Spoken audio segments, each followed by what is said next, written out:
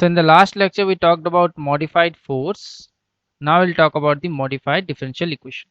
Okay. So what is the modified force? The force, that is the net force on a ball falling inside water, is mg due to gravity minus the drag force kV. That means what is force?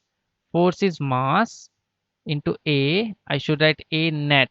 A net means the net total acceleration depends not only on gravity, that is mg, but also on the drag force kV.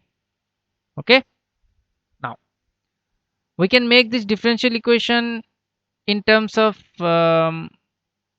position, but we'll solve step by step. So let us make this differential equation in terms of velocity only. So we get m, and we get what is the acceleration in terms of velocity?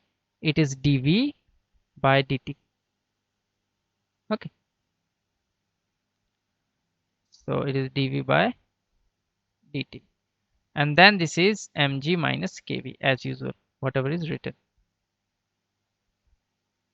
Agreed? Now just divide k everywhere. So you get m by, so let us not write any new step here.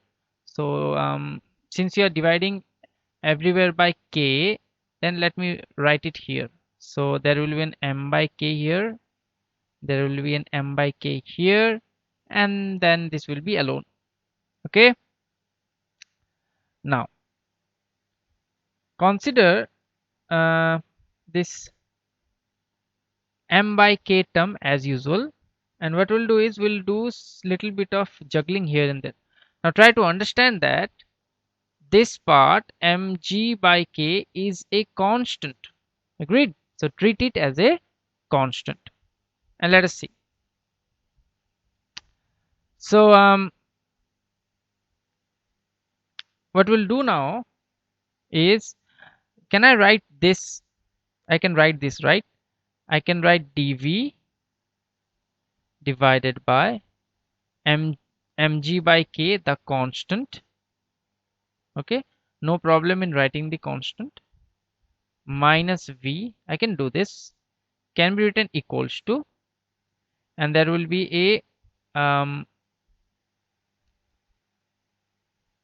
k by m dt. Okay. Now little bit more change, so I can write this as dv divided by v minus mg by k. Remember mg by k is just a constant, treat it just like a constant, can be written as minus k by m dt. Okay, so we all know how to deal with integration of like a plus b, ax plus b dx.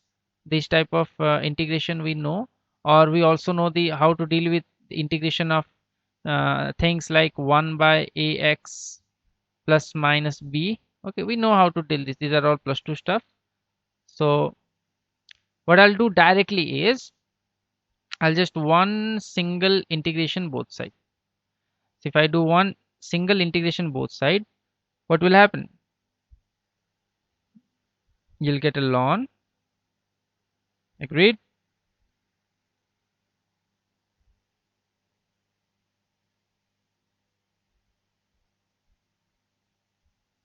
Okay, so you'll get the long term. So what I'll do is I'll skip this part. So I'll let this part for you to do. Okay, so you need to learn some good amount of integration to do jam exam. Okay, so I'll not do this. So I'll really I'll make you to, I'll force you to solve this equation yourself. I'm just gonna write the solution here. This is quite necessary because many people, if they see every derivation done step by step, they don't even bother to search. So let me write the final equation and it's your work.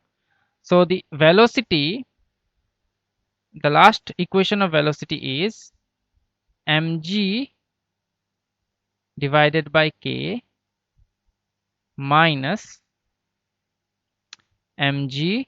So you can take mg divided by k common, and you'll find it is 1 minus e to the power minus kt by m.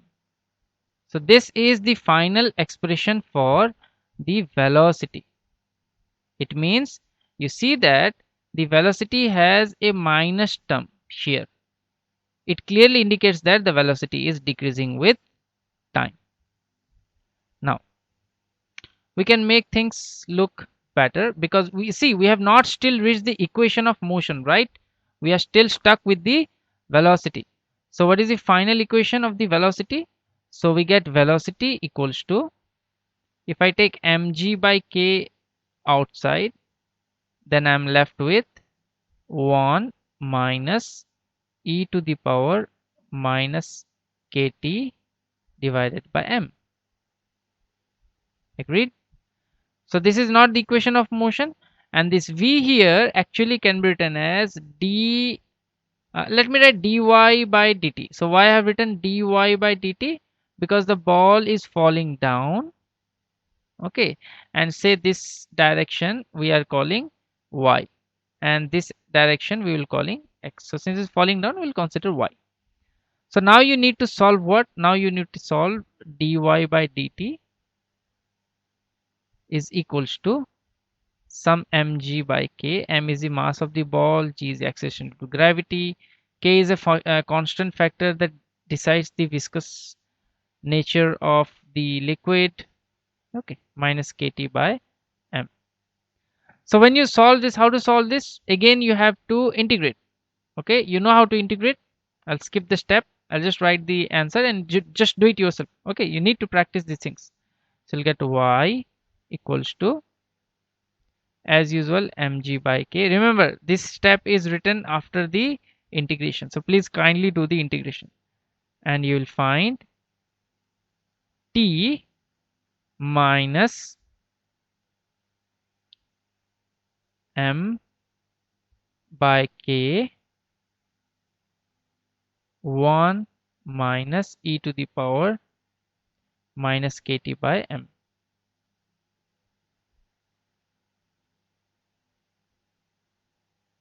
Okay. Now, when you do this integration, remember the boundary conditions or remember the limits. Okay. So when the ball is falling down, okay, so what are the limits that you need to take care? Okay. So at t equals to 0, when the time was initial, you remember that your acceleration is g. So this is one condition. So when t is 0, acceleration is g. Agreed? So and when you do the integration, remember to put the limit. So when you put the limit from 0 to t, then you put the limit from 0 to v. Similarly, when you have integrated here, try to find the limit yourself. What might be the limit? It is up to you. Agreed? So what I want to tell you in this particular lecture is that whenever there is a force, you can modify it based upon the system. You'll get a differential equation. So here's the differential equation. This is the differential equation that I talked about. And then after solving it clearly, completely, you'll get an equation of motion. And this is the equation of motion. Okay. So the stages are same. First there is a force stage, then there is a differential equation stage, and then there is an equation of motion stage. So stages are same.